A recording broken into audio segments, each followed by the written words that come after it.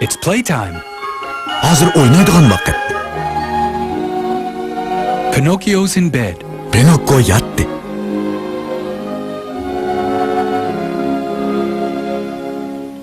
It's bedtime. Uxlaydigan vaqt bo'ldi. Good night. Yaxshi tush ko'ring. Good night. Yaxshi tush ko'r.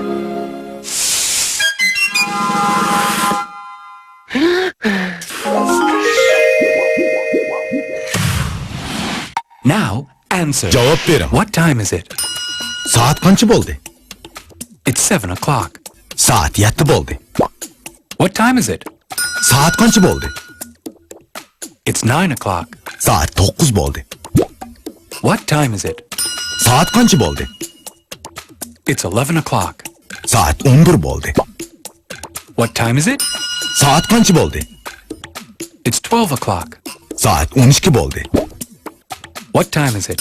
Soat qancha bo'ldi? It's 5 o'clock. Soat 5 bo'ldi. Now, repeat. Takrorlang. Figaro is in bed. Figaro yotdi.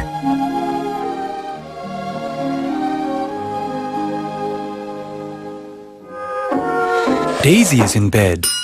Daisy yotdi.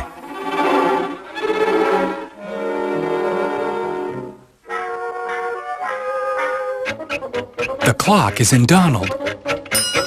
Soat Donaldning qo'sig'ida. The clock is in the crocodile. Soat timsohning qo'sig'ida. Now, repeat. Takrorlang. It's breakfast time. Nashta vaqti.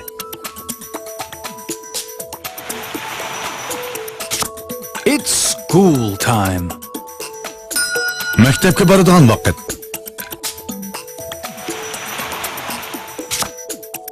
It's lunchtime. Tushlik tomoq vaqti.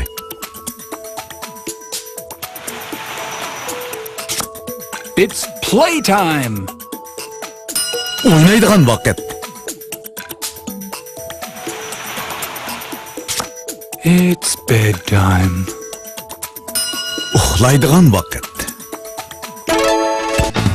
Keyingi darsimiz Disney sehrlik ingliz tilining 9-darsi kecha va kunduz. Siz boshqa do'stlarimizga o'xshashla ko'rgash, o'ynag'ash ingliz tilida so'zlay oladigan bo'lasiz. Birdamdan keyin ko'rishaylik. Xayr, xo'sh.